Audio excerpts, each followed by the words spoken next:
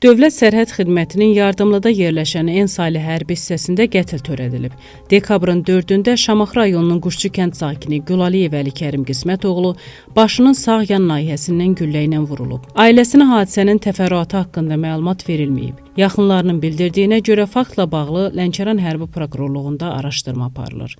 Gülaliyevlər 18 yaşlı Əli Kərimi bu il iyulun 2-də hərbi xidmətə yola salıblar.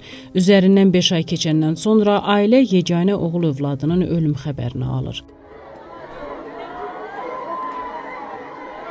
Əli Kərimin atası Qismət Gülaliyev Dövlət Sərhəd Xidmətinin rəisi Elçin Quliyeva hazırladığı müraciətdə oğlunun işgəncə ilə öldürüldüyünü bildirib. O yazıb ki, hərbi prokurorluq və ekspertin nəzarəti altında cəsədə baxış keçiriləndən sonra məlum olub ki, oğlu güllələnib. Amma nəşi yolanda ata oğlunun bədənində ağır yara, qızartı və göyərti izlərinin olduğunu görüb. Əli Kərimin əl barmaqlarının uc hissəsi də qaralıbmış.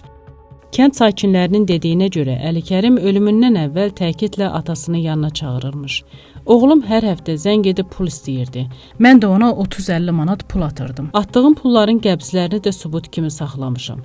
Yanına görüşə getməyimi istəyirdi. Maddi imkan baxımından gedə bilmirdim deyə ata müraciətində yazıb. Lənkəran Hərbi Prokurorluğu və Dövlət Sərhəd Xidməti hadisə ilə bağlı hələlik rəsmi açıqlama verməyib. Kənd sakinləri və mərhumun qohumları isə bildirirlər ki, yerli icra hakimiyyəti orqanları mətbuata açıqlama verməsinlər deyə Gülaliyevlər ailəsinə təzyiq göstərir.